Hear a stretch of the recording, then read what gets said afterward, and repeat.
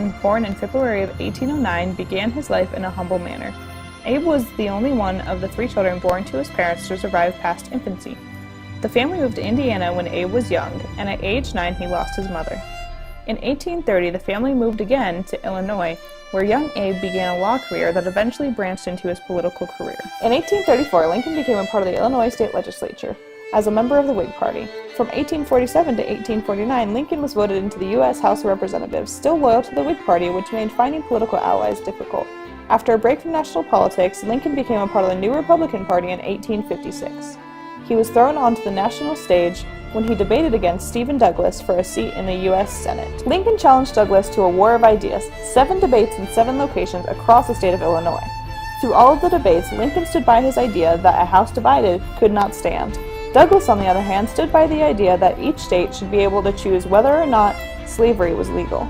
In the end, Douglas got the Senate seat, but Lincoln was now fully immersed in national politics once again. In 1860, Lincoln ran for president against Douglas, a Northern Democrat, John C. Breckinridge, a Southern Democrat, and John Bell of the New Constitution Union Party. Lincoln gained only about 40% of the popular vote, but he defeated his opponents with 180 out of the 303 electoral votes.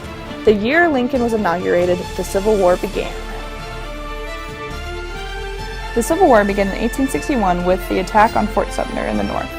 The Union Army in the North was commanded by Abraham Lincoln with Ulysses S. Grant and William T. Sherman. The Confederate Army in the South was commanded by Jefferson Davis with Robert E. Lee and Stonewall Jackson.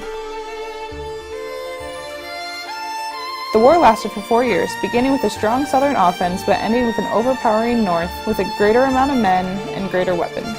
The war ended with Robert E. Lee surrendering in Virginia and the capture of Jefferson Davis a month later. The end of the Civil War was also the end of slavery in America.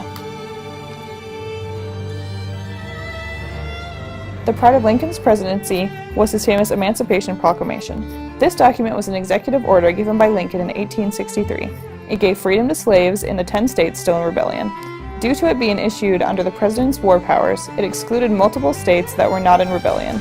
Overall, this document freed 3 million out of the 4 million slaves in the country. On April 14, 1865, Lincoln and his wife went to Ford Theater to see a play. Unknown to Lincoln, John Wilkes Booth was there waiting for him.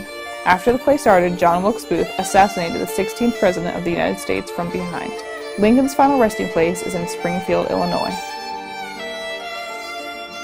Abraham Lincoln's legacy can be seen across the country in landmarks and historical sites. The 2 most popular are the Lincoln Memorial in Washington, D.C., and his place on Mount Rushmore. Our 16th president ended slavery and brought the country back together, from humble beginnings to a place among the greats.